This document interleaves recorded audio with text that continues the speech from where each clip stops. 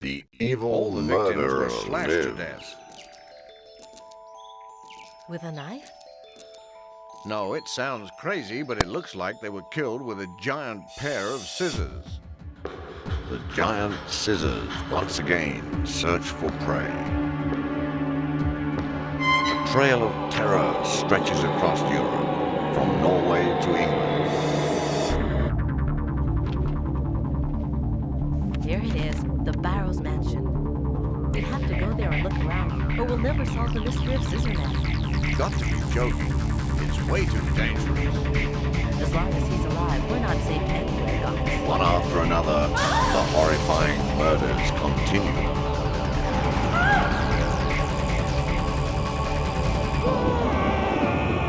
Who will make it through this game of murder alive? Clock Tower. Hey guys, we are super hype. Super hype. I'm Shawinigan Handshake, I'm Genghis Kate. and this is Clock Tower. Well, this is just Clock Tower for the PlayStation 1. Even though this is the direct sequel to Clock Tower for the SNES, this is the first game that we received in North America for the Clock Tower series, and so it is just known as Clock Tower. Apparently, we weren't cool enough to get the good game. So, We get the lesser game. still fun. I'm not gonna lie here, it's actually a pretty fun game. Not because it's quality, but because, I don't know, I find it inexplicably charming. Yeah. Yeah. Just a certain quality to it that, as we kind of go through the rest of the series, we'll find that the magic of the first game doesn't really translate well into the sequels. I guess, what do you have to think about as we go into the sequel here, PlayStation game? What do you think? What do I think we have to think about? I think we should thinking about, being really thoughtful in our analysis of the thought process. I'm gonna stop this train wreck right here. But I'm so charming. Let's go into the game. Let's do this up. As we saw from that intro screen, we kind of get a little bit of a introduction to Jennifer's backstory, basically the events of the first Clock Tower game. Not a great introduction, let's just be honest. I guess it's tantalizing a little for the first-time player, but it's also sort of like, hey, look at this cool stuff that you missed. Yeah, sucks to be you. Although, I guess, to try and keep in mind, the person back in the day, 1997, I believe, when this was released, you might not have any idea that this was a sequel game. So, I guess you're sort of given a boon in that you don't know that you missed out on some fun. Fun fact, I actually got to play this game by renting it at my local video store. Oh. Yeah!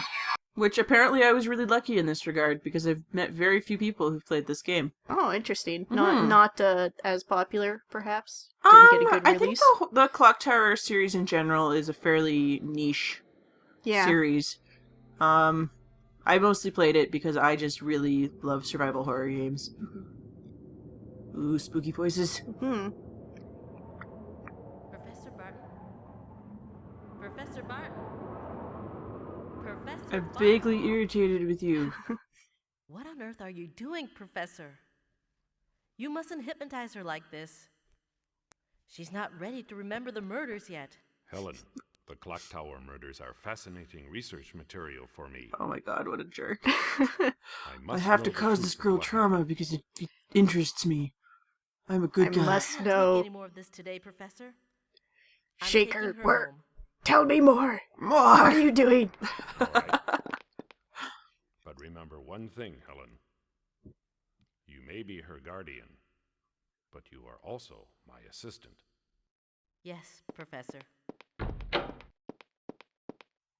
Bye. I don't pay you to care about people, Helen. I pay you to make me traumatize young children. Our hero, ladies and gentlemen. Hmm. No, I mean, throughout the game, it's pretty much indicated that Barton is a big jerkola. That's a type of soda. Did you know? So this is the prologue. Who keeps ammonia in their office? Just a big old bottle of ammonia. Oh god. Oh man. So Oh, scary. I'm having a Vietnam flashback.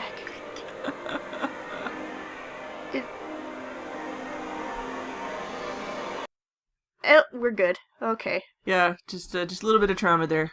Luckily, it passes quickly. So this prologue, I guess, is just kind of meant to get the viewer just familiar with the controls, get them kind of investigating some of the objects in the background, moving around from room to room, talking to people, trying to get some information about Jennifer. But as we'll see, I don't know, this prologue just doesn't really sell me on the rest of the game. No, not as such. It's very dry and bland. And, I mean, from this intro, you'd get the idea that Barton's really heavily involved in the story, and he's really not as such.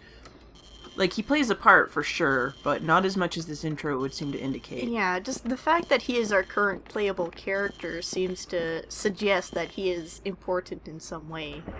But you're not. You're not important, Professor Barton. You're a stupid green ascot.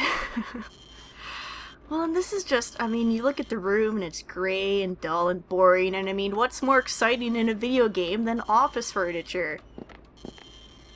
I can't think of a single thing.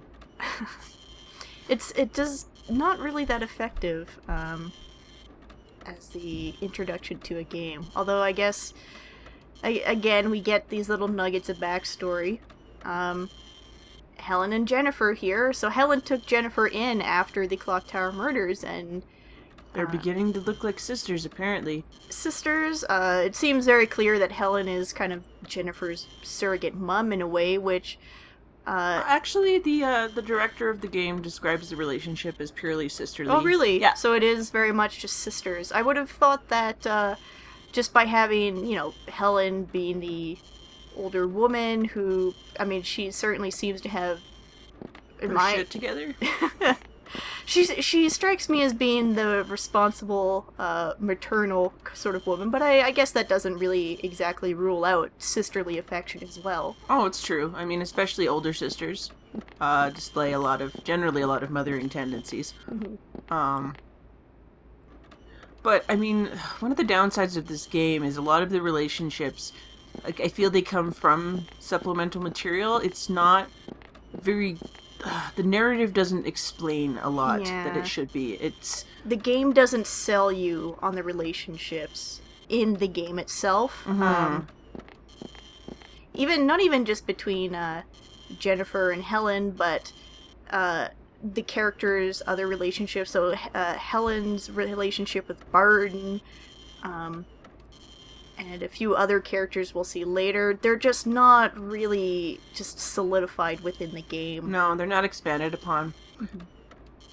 And I mean, that's fine if that's how you want to do the game, but then why release all this supplemental material explaining... It seems like it's one of those games where the supplementary material seems to try and patch up holes that are left in the game. Yeah, it's kind of unfortunate. Mm-hmm. I'm digging this dude's Argyle sweater, though. Pretty sweet. What a fashion plate. So, as we kind of saw a bit there, it seems like the Clock Tower murders are a pretty popular thing in the media. They're hot right now. It's, which, I mean, I guess to be fair, if it was revealed that somebody murdered a bunch of children in a spooky clock tower for satanic rituals, we probably would be paying attention to that pretty closely. Oh, I'd say so. It'd be on CNN 24/7. So, this dude's pretty important, game-wise. Yeah, in a purely game mechanic sense. This guy is who determines which character you're going to play. You can switch between Helen and Jennifer. Mm-hmm. Well, I say switch between, but you choose here. Yeah. Basically, if you talk to Harris twice in the opening sequence here, you're going to play as Jennifer. If you talk to him once, you're going to play as Helen. And as we've talked to him twice, we're going to be playing as Jennifer for this first round. It's kind of a pisser in a way, because I feel like a lot of people would just talk to him once and continue on. And I don't know, like, it's weird to go from a game with Jennifer being the main character and continuing on with her story and just have almost the default option be the other character. It's kind of strange for me. Now,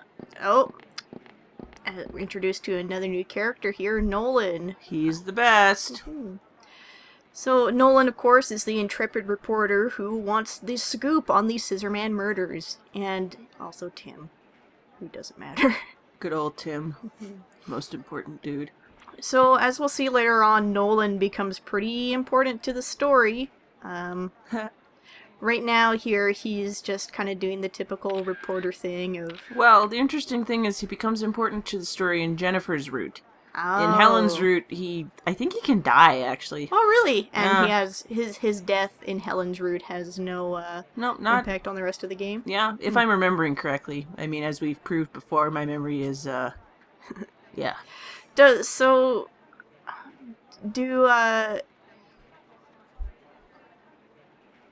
Did you get distracted by the riveting dialogue? Yes, sorry. So invested in this story. Do Helen and Jennifer's different routes, or do they add to the replayability of this game? Or Yeah. I mean, you can get 10 different endings in this game. okay, so we follow along the first game's example of multiple endings. 5 on each route. Oh, okay. Yeah. The thing I find kind of frustrating, though, is that if you pick Helen's scenario, like, it doesn't feel like the scenarios really overlap. They're each basically just a separate game. Yeah. It's not that as Helen is going on her adventures, Jennifer is also going through her route. It's one or the other. Mm-hmm. Okay. Exactly, which I think... I mean, I guess it's interesting from a gameplay standpoint, but also I don't understand the purpose of having 2 characters if it's just going to be a separate story each time. Well, and it's sort of strange to think, too, that if we're playing as Helen, spoilers, but as we'll see, Jennifer becomes menaced by a man wielding scissors yet again, so it is strange to think of, while Helen is going through her scenarios, that she is the focus of the Scissor Man. Yeah, why would Scissorman give a shit about Helen? And, yeah, not go after Jennifer. Yeah, it doesn't really make any sense. I'm not sure how they could have got around that. Yeah. Maybe having a different, separate murderer go after Helen, but that's just kind of ridiculous. Mm-hmm. I don't know. A whole team of Scissormen. Right, see ya, Nolan. We're giving you the brush off here. Yeah, screw you, Nolan. Ooh, expecting another survivor of the Clock Tower murders. Spooky. Which is strange, because according to canon, Jennifer is the only survivor. Mm-hmm. So, as we're heading up here to investigate, as the game points out, Jennifer has kind of lost her memory of the first Clock Tower game. Yeah. So, what do you feel about that trope in games in general? 'Cause, I mean, PTSD is a real thing, but... It is. It definitely is, but do you have, like, blocked memories from PTSD? Like, is that a common thing? I feel like that's a movie thing. I thought you were asking me personally. Oh, yeah. Do you remember all those murders? What trauma I went through that you were... Oh, you must be blocking them out. Oh God, no. Oh, it started. I don't know. I feel like in this case, at least, it's used as kind of a plot convenience. Yeah. I'm sure that memory loss plots can and have been done well. Mm-hmm. None of them come to mind right now, but they're out there, probably. Mm-hmm. But no, in this game, it's definitely more of a contrivance. Yeah. Yeah. So we're just chatting with Harris now because we're going to ask him to do something with this idol. This is... What are we going to ask him to do? Hey, you don't take what I say out of context. This is the idol that we used to enter the spooky scary room in the first game. So the idol's canon, the Celadon rod, which you could also use to enter the spooky scary room, is not canon. Or I guess at least maybe it suggests that the investigative team found this and not the Celadon rod. No, fuck Celadon rods. I think that's the lesson we can take here. It's less spooky, Yeah. I guess. Well, it is. It really is. Yeah. Like, you don't see a rod and think, ooh, but that demon statue you look at and you're just like... This might be a cursed Cthulhu demon statue. But anyway, so we are asking Harris to show this statue to a former butler of the Barrows family. And it's important that we remember where we send this statue because it will become relevant later on in the game. Basically, if you pick the wrong spot to go to retrieve the idol later in the game, you don't get to go on to the third scenario. Yeah, you basically don't get to be able to finish the game. Well, you get to finish the game-ish. Yeah, you don't get a satisfactory ending. Are any of the endings satisfactory? I feel like you're making a lot of assumptions here. That's true.